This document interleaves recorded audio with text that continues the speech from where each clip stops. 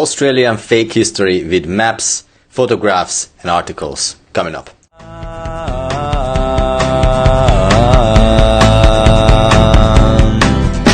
I'm living in a sequel where my soul has just whirled, and where I am not fine. It's not my world, it's not my dis. Let's look at the official Australian history to get started.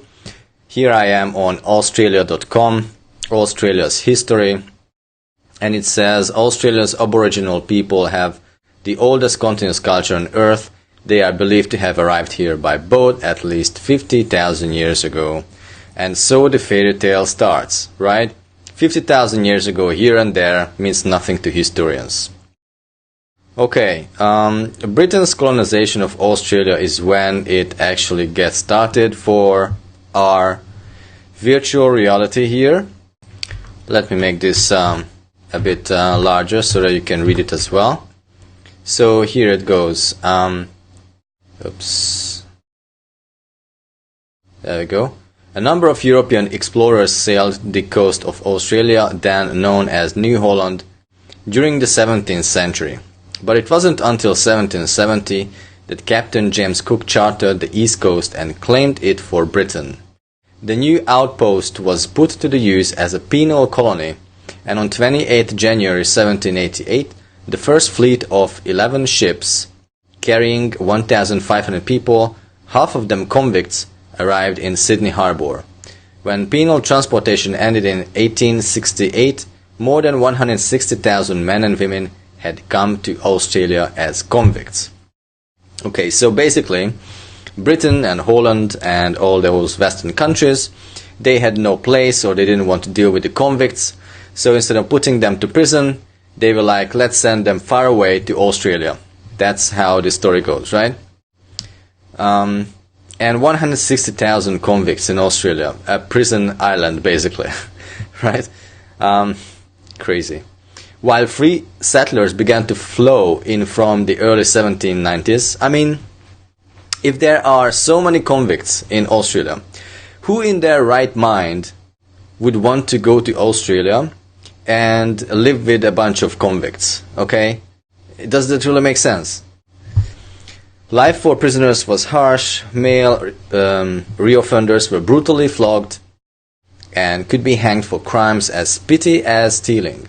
Women were outnumbered 5 to 1 and lived under constant threat of sexual exploitation.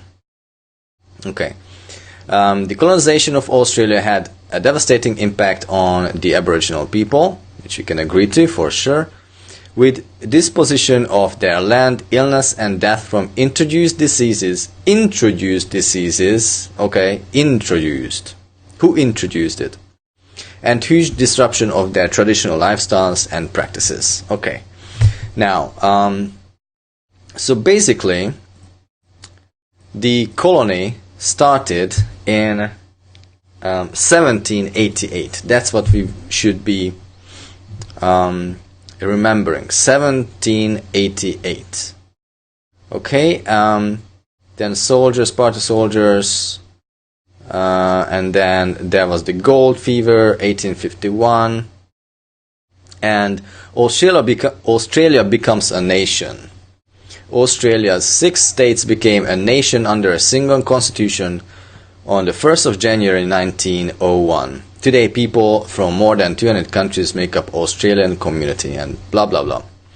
Okay, so 1901. So 1788, when we should be starting, our calculation. That's where people came from Europe and other countries. 1788, and only 100 years later, or more than 100 years later, 1901 is when Australia became a nation. Okay, so let's keep these things in mind and let's go chronologically and view these beautiful images. And the first one I want to show you is a map from 1572 by Abraham Ortelius, and Australia was not to be known by then, back then, because it was 1750, or when Cook went there, right? 1770. Cook went there. And yet it was known, but it was interesting because it wasn't like an island here as we are used to, but it was a terra Australius nondum cognita. Okay, so basically the land of Australia, and this was huge. So basically it looks like to me Antarctica was called Australia, and they thought that Australia was part of Antarctica, or I would rather assume actually that it was part of Antarctica and they just kind of broke it off. That's what I would suggest, because why would they map this out? So if they were able to map out here a land and didn't put here like a white zone that it is unmapped, then it was basically mapped. They went here and they didn't see any kind of channel in between Australia and Antarctica. So basically they saw that it's a whole landmass. That's what I can think of. And look at this monster here in Australia back then. Okay, so next up, yeah, I have to give access to this, so let's give access. There we go. So the next one is Francois de Belleforest, 1575, and he still thought that it is that Australia, the whole land, and it seems like he used the same kind of illustration as a monster. I don't know how this is really going, because these maps sometimes look very similar, but I think they use each other's concepts sometimes. Okay, so 1657, Nicolaus Viscero, and I put this map here because this is the first map in my collection where Australia starts to kind of form its current form, right? And now here the Antarctica is totally gone. It's totally gone. But there are already things named in Australia, yet I think we shouldn't have anything there. Well, they said there were some sailors, but you know. Okay, let's go to the next one. This one is 1658, Nicolaus Vischer. And here we can see that the map is getting a little bit more detailed. New Holland kind of matches up with what we are told. In the 17th century there were already some sailors, but that it was already mapped up quite a bit, and it had names, names for these parts, It's not just like a land. There are these names of bays and beaches and whatnot. Okay, so let's go and check the next one. And this is 1694, H.J. Lott. And we have Australia, the continent, back, but now it's not connected. But you can see that it's like there's something missing here. Maybe they blew up something so that this continent broke up from the mainland, Australia. And it is New Holland, because it was mainly by Hollanders who are from here, basically somewhere here. Oh, interesting. It's now belonging to France, all of that, because here is somewhere Holland, Belgium. It looks like part of France. Anyway, so we have the contours are coming out a little bit more. Let's go to the next one, and this is 1702, William Godson. And the reason for putting this here, I wanted to show you, is because I saw this island, and it's called the New Britain. I haven't seen that one before, because I know about New Holland, New Guinea, New Zealand, but I haven't heard about New Britain, so this is something new to me. And it is 1701. By the way, it would be also interesting to find out about Guinea, Old Guinea. If there's a New Guinea, where is it?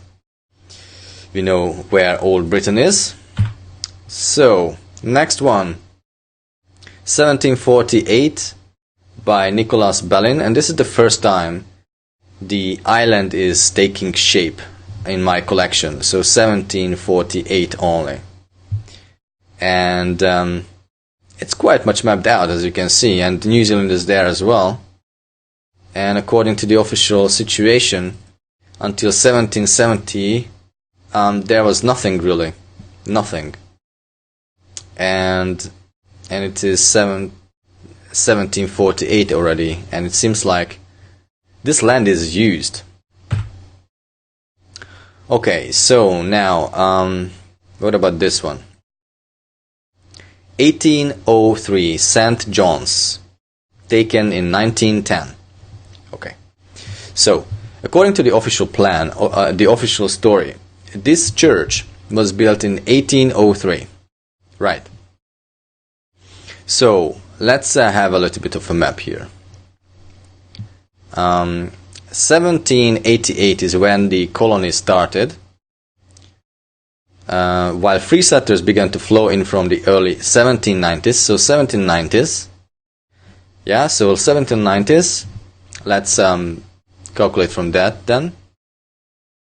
So 13 years later, the 160,000 or how much prisoners, because at that time there weren't as many. It was 1868. So yeah, 1790s, but mainly it was a penal colony, right? So there were lots of convicts. So 1790s,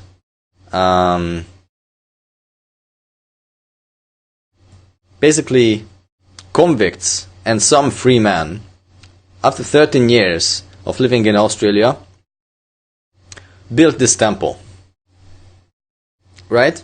13 years later, new land. They are just about building their own houses and finding out how to survive in this new land, finding out about agriculture and everything, but yet they have the logistics and the materials and enough people to build this. I mean, it's not a big building, but it's just 13 years later. And I mean, I just don't buy that. 13 years later, you want to build a church? You maybe want to build some kind of wooden church, I can imagine, you know, like, we just arrived, let's do this. But look, they have like electricity or whatever it is, probably electricity. And look at these decorations put in there. Look at the decoration here. Like, why would you make such decorations? You just arrived 13 years ago, man. And you do this. So it just doesn't line up. I believe these buildings were already there and the new colonies arrived probably from the foundlings, and these buildings were definitely old and before the mud flood. Okay, so next one is 1816. Again, just remember 1900 was when it became a nation. 1900, right? 1901. Well, let's say 1900. It's when it became a nation. So let's go and check this out. 1816. And things are coming to more of a form. And this is the first map I found that actually says Australia. And it is not yet a nation, but it is already called Australia. Okay. Interesting. 1817. Right, 1817. So basically a couple of convicts living on this island for about 20, 30 years. And they built these temples this church for themselves. Right? And there is this random horse with someone with an umbrella protecting themselves from what? From the rain. Do you see rain here? Is it from the sun? Really? So why do you use a black an umbrella that actually absorbs the sun? Doesn't make sense. Was there some kind of dust storm or perhaps a mud flood? Well, let's look at the interesting.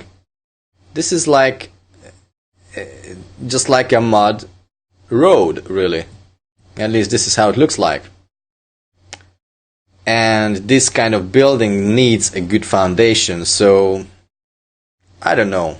It's just weird, 20, 30 years later you build this. There are no people around, only this random horse and one rider with an umbrella. An umbrella in this weather.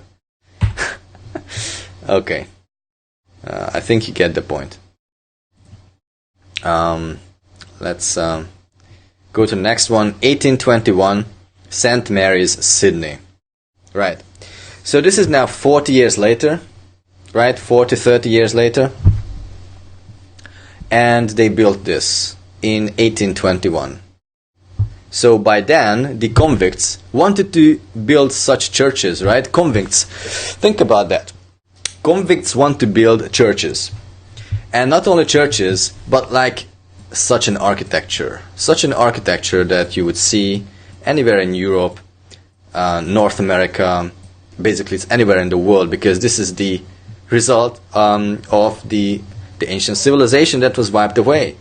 Probably Atlantis or Tartaria. And so back to the convicts and some free men, after 30 years of living on the island, they have all the materials and the architecture and design and people, human resources to build this. I mean, it's just crazy. This is the same building, 1821. Just look at the architecture. Like, this is not a 30-year project. And I wonder if you go to a building company now, whether they would take on such a project. They wouldn't, because they wouldn't want to make such details, So this is not that generation, definitely. Look at inside. This is the inside. Right. So this was built by convicts and some free men, 30, 40 years living in the island. I mean, it's just crazy. The same building. I mean, look at these ornaments and obviously the organ. I don't know if it is golden, but it could be. Look at this architecture. It's just mind-boggling. Again, look at the size of this, and even like the windows. Convicts doing this, right? This is the same thing. So much detail, like making just one of these windows would take like probably, I don't know, a week. Look at this. Look at this. Honestly. And outside, these are the ornaments. Why would you put such ornaments after 30, 40 years in living in an island? Like, it just doesn't make sense. It's the same thing. Like, look at this structure. Does it look like being built within 30 years, just arriving to an island? Does it look like that to you? Okay, so the next one is 1837 till 1848. That's how. That's what they are telling us. So basically, they are saying in Wikipedia it was started to be built in 1837 and finished in 1847. So it took 10 years, right? 10 years to pull this off. Okay, look at this. 10 years to make this happen? Are you kidding me? Like, really? And this is just after 40 years, 50 years, 50, 60 years of living there, and you build such a thing? government house? Why do you need to build such monuments for a government building? You know, like, does that make sense? So if you go to Flickr, there's a Royal Australian Historical Flickr account, and here's another photo of the same building, and it says Government House Sydney, located alongside the Botanical Gardens, was constructed between 1837 and 1843 and has been the official place of residence of governors since 1845. So they arrived in 1890, the freemen arrived in 1890, right? And 55 years later they have governors. But it's not yet a nation, because it started in 1901 when it became a nation. But they have governors already, right? I'm not sure if that makes sense to me. Okay, so let's have a look.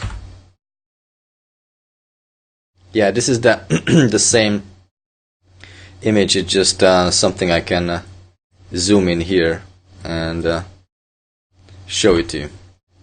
Okay, so next one is the same thing, Government House Sydney, and it is like a newer photo, so you can see the details. I mean, look at this.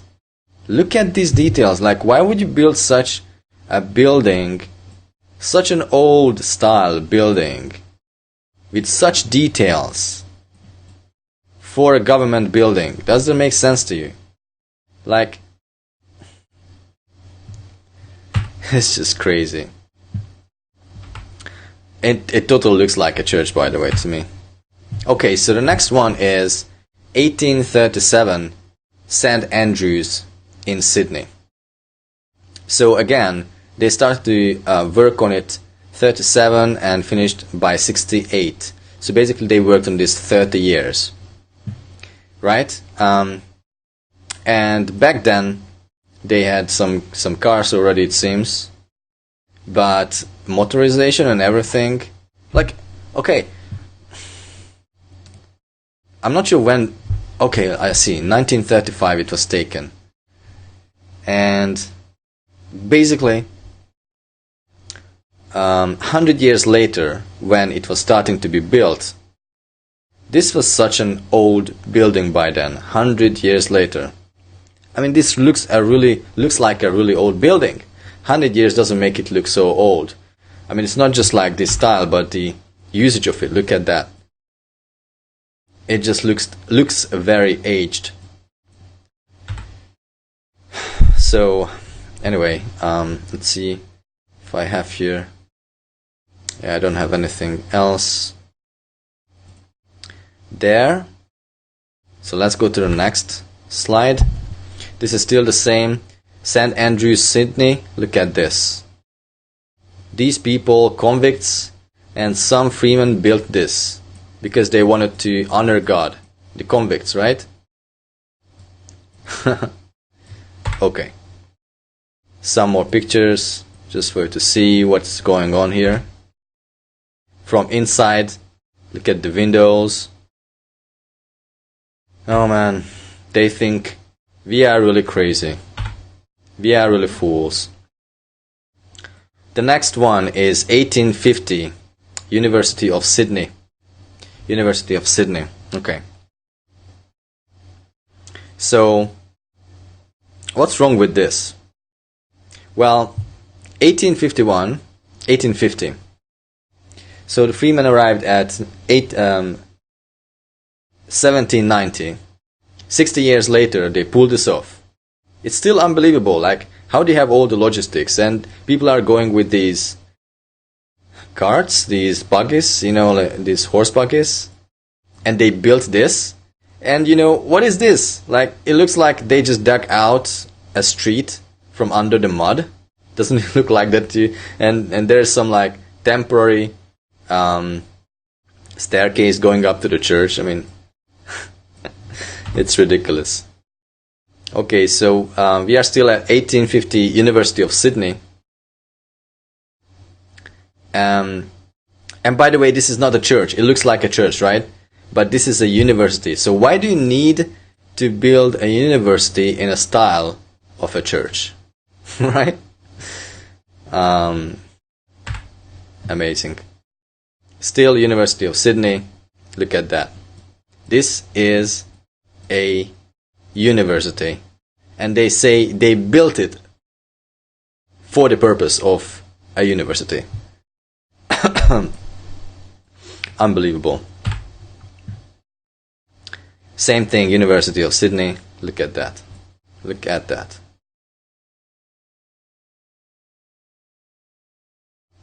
Okay. University of Sydney again. It's massive. University of Sydney. Look at these decorations. For a university? You kidding me? That just doesn't make sense. Yeah, okay, so let's go back to where I was. 1872. Was it correct? 1851. John Tallis. So the next map is Australia, and now we can really see that it is no longer New Holland. It seems it's Australia. That's why I wanted to show you this map. So this is how we go in the history. 1852, Henry Teasdale, Australia. Quite much mapped out, no longer New Holland. And 1866 is when they started to build the General Post Office in Sydney. And it lasted until 1891 apparently. But 1866, 80 years later, the people arrived to the island of Australia, to the continent, and they built this, right? They had all the resources, all the stones, all the people, all the cranes, and all the architecture know-how to build this. And by the way, they built this for a post office. Okay. Like, why do you need to have such a tower for a post office? Do you really? Like, why do you need such intricate details, pillars and everything? Like, look at this. Does it look like a post office to you? But this is the lie. This is how they hide it. Every kind of government building, museums, post office and things like that, they use those old buildings that were used back then in that ancient civilization of Tartaria or Atlantis, so that you are like, yeah, this is a government building and that's why they put in all the effort. Or this is a museum and that's why they put in all the effort. Bullshit. You know, it's just like, it's ridiculous. The post office, right? This is a post office. And you put there all these statues and all the decoration. It's just, give me a break. It's the same General Post Office in Sydney. Nowadays, look at that. How old this look like. Look at the new building there. This looks really, really old, man. Like, really old. And look at all these details. For a post office, and this tower for a post office. I mean... and this is a good one. It says, first official photographer, Government Printing Office, 1869, 1896. Photography of John Sharkey. And they say here, polishing granite columns for the general, postal office in Sydney. So this is polishing the granite, right? I mean, this looks like a setup. I mean, look, this is a building. It's not even finished. Can you see? The structure is broken. The roof is not finished there. Here, these curtain-like something are, not fixed. There are these cords hanging over, and they are telling us this is a factory to create the granites, and they are polishing it. I mean, right, they are polishing it right here. Got it.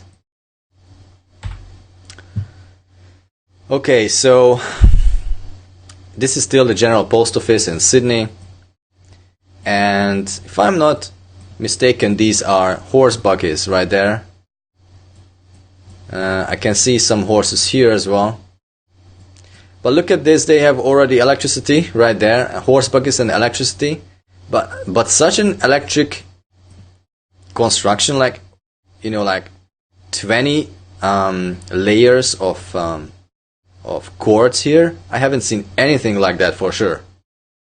And who's building this? I don't see anyone building it, but they have horse buggies and they have cranes. So put that together. Horse buggies, they are pulling the huge crane. This crane is pulled by horse buggies, and they are bringing up the crane up to the top of the building by horses, right? Or by some sort of magic trick, or, you know, like, this just doesn't make sense, does it? And this is like 1898. It's just amazing what, I think probably this is like Photoshop or whatever. I just don't understand. This photograph just doesn't make sense to me. This is still the post office. And this was built for a post office, right? And, you know, this is the decoration for a post office. Really. This is another one. Here's another one for a post office, right? So we are in the age 1869, and this is called Vernon Homeless Boys. Now, the official story goes the following way. The ship Vernon, operating between 1867 and 1911, was a destination for vagrant and destitute children. This ship, later replaced by the Sebron, served as a boys' public industrial school and reformatories whilst moored in Sydney Harbour. Boys under the age of 16 were sent to these schools until they were old enough to enter into apprenticeship. And they also say here, Vernon for homeless boys. The sewing lesson. Right, the sewing lesson. So let's look at this a little bit closer. This is called the Vernon Homeless Boys ship, where they learn sewing, right? It looks like foundlings to me, honestly. It looks like foundlings, and this is this guy, the overseer, and they just arrived to this new land. They don't know what to do because there's no one in the land. There's another overseer right there, and they are trying to do something that just makes sense a little bit more than just sitting around. So they give them a little bit of a sewing lesson.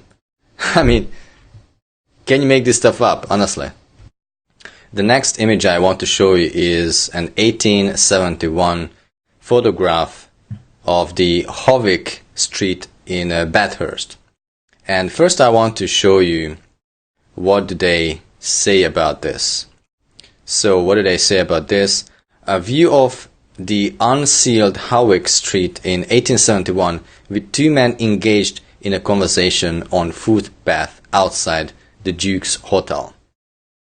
Right? So, okay. In 1871,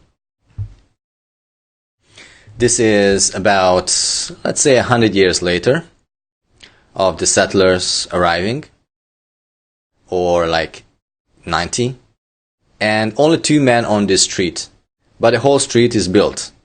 So apparently there should be people, and they are engaged in a conversation, right? It is an unsealed street. So basically it's mud. Okay, that's what they are saying, right? So that's an interesting one, I guess. The next image is 1874 Art Gallery of New South Wales. And this is a very popular architecture that you can see worldwide. These columns with these rigid patterns and these formations at the top, these decorations at the top, and the triangle. It's like always at museums, synagogues and also government buildings. So it's the same thing, it's the same style, the same kind of people built this. Tartarians or the people of Atlantis, and they had a very good architectural know-how. They had logistics, they had the materials, they had high technology to be able to move such building blocks. Look at the size of the people and the size of the pillars. So one pillar block, you can see these are the blocks, is about half a person. And I assume this is probably like maybe half a ton or maybe more than that. And you put these things on top of each other, you know, at an age when you just moved into the island. It's like 100 years later, 80, 90 years later, they moved to the island and they built this for an art gallery. Really? Convicts. Yeah, this is basically let's go back here. Let me show you. So it says here, by 1874, so it's after that date, 160,000 convicts, and they built this, right? Because they are so interested in art. Okay, that's basically it. Hawick Street. Okay, so we are not yet there. I mean, it's just crazy. Next one. This is the decoration of the same building. Convicts built this for themselves because they enjoy art. Look at that. Look at the size of the person and the building blocks, the pillars. And look at the huge giant doors. This is for giants, not for human beings. Right? So, can we see something else here? I thought there was something. No, okay. So, next one. Next one is Sydney Town Hall. And this picture was apparently taken in 1900. And they started to be built in 1886, and they built it within 3 years. No, am I right? Is this some kind of joke? 1886, 1889, 3 years. Yeah, I got this from Wikipedia, if I remember correctly. This must be a wrong information, or they just really think we are crazy. I may have gotten the date wrong, but if it is really what they say, then it's just crazy. Let me just check real quick. Here it is. What is it called again? This is called the Sydney Town Hall. Right? So Sydney Town Hall. And I went here. I'm just verifying myself. Yeah, construction started 1886 and opened in 1889. I mean, I wasn't wrong. I'm so happy. 3 years. Can you believe this? I mean, they think we are so stupid. They showed us buildings that were less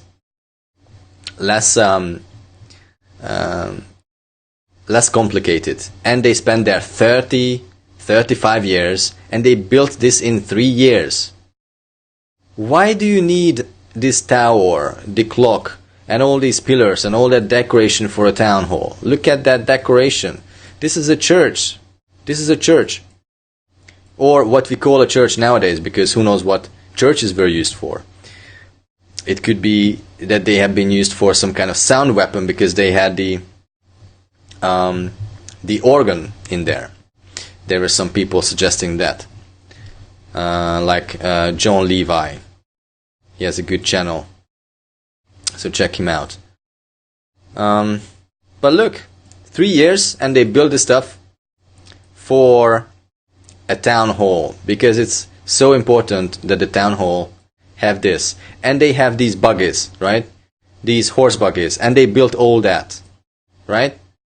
How did bring the materials, the building materials up here with horses. I mean, this is just ridiculous, honestly. Now, another thing I want to point out here is the windows. Look, mud flood building. Can you see it? Underground. There's another floor built on top of each other. There we go. And the stairs going up to the second floor or third floor, who knows how many floors are below ground, but you can see clearly the mud flood windows right there.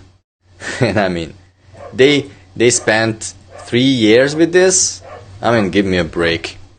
Okay, so next up, it is the same building, Sydney Town Hall, right? And this is the inside. Look at this. They built this for a town hall. Are you kidding me? Like, look at these windows and the decoration. This is from churches, right? Or some kind of whatever building they use it for. But it's definitely not us. I mean, I look at this organ.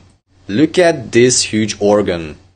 Do you need an organ for a town hall? I mean, oh man. And just look at the size of this organ. I have never seen anything like it. Look at the size of this person's head. Right? Or look at this is the piano player, by the way. So he's playing the organ. And look at this. Right? The organ, this pipe or whatever it is called, is wider than his head, is wider than his body. Right? It's one pillar of this organ is wider than a man. Okay? This is so huge. Look at this. This is huge. I mean, how do you build this? And why do you need this in a town hall? Okay? So, it's just amazing. And by watching at that video from John Levi about sound resonance and whatnot, I was also thinking, like, maybe it was not a weapon, but it was like maybe a protection mechanism from enemies, or maybe they used it for some kind of resonance to keep people in some kind of state, like this mind programming, basically, like MK Ultra, you know, that kind of thing. And they used organs with the certain frequency vibration to keep people, you know, obeying. Who knows? I don't know. Or they created the resonance for the liquefaction to create the mud flood. I don't know. I really don't know, but, you know, such a huge organ I've never seen in my whole life, honestly. And these pillars and all this decoration, you build it for a town hall? I mean, give me a break. This is still the town hall. And they, I mean, do I need to say anything here? Look at this. This is for a town hall. Right. Sydney Town Hall, from the front. Interesting what kind of details they have for a town hall. Built 1886, and this is before Australia became a nation, right? But they have this town hall before they became a nation, okay? 100 years after they occupied Australia. I mean, look at those pillars. Everything is just like pointing to that old civilization. And if you look at this, what else can we see? Well, yes, there is stairs going down and showing a mud flood building. There we go. There are some windows here, and going up to the second floor or third floor. But this was a floor. This is a floor, and here the mud flood stopped, and they built on top of that. Right? Look at these windows. Mud flood. Mud flood. Can you see it? This was as a floor, a whole floor, and the mud flood came up until this level, and they just built on top of it. This is a clear mud flood building. And why do you need this for a town hall? What is the purpose? Do they have, like, I don't know, it's just like crazy. I think you understand what I'm saying. Town hall. Look at this structure from here. I mean, does it even belong to here? Look at these buildings. These are new buildings, obviously. I mean, I don't know how new, but does this really belong? Like, you can. I like this picture because it shows, the new style of architecture that this civilization is building nowadays. They make it simple, not much decoration. Now look at this other side, which is the town hall, a totally different civilization, totally different architecture. It's not us. This is again the same thing, and also showing St. Andrews next to it. So they left these buildings. I mean, look at this. Look at this. And people with horse buggies lining up on street corners for who knows what. I mean, can you make this stuff up? These people built that? You kidding me? And they have electricity, but they have horses, and they don't have motors and engines, but they have electricity or internet or whatever, maybe telephone. Here wires as well. Look, I'm not sure what this is actually. These don't look like normal electricity poles, but it's like definitely poles, and something is hanging on it, some kind of cord. It looks like to me, I'm telling you what I'm thinking. This looks like some sort of tram, like an overground train line. But I'm not sure. It's just, I'm thinking, these are the lines you can see actually here over the street. I mean, oh man, this is just crazy. Oh yeah, so the Wentworth Hotel. Let's go to the original story here. Wentworth Hotel. So they say here, the buildings which were on the site of Joseph Underwood's land at Church Hill in the early 1900s. This is when it's before 1 year before Australia became a nation, by the way, but they had these hotels and everything. The original Wentworth Hotel is on the right here and was demolished in the late 1960s. Why was it demolished? Right? It looks like a good building. Well, probably therefore. Because look at that architecture. Look at that architecture. It's just like not what we would build nowadays. And mud flood windows. Can you see that? I mean, obviously they wanted to destroy it. No evidence whatsoever. Right, and this is the next picture. I'm not sure if I have any narratives here. No narratives.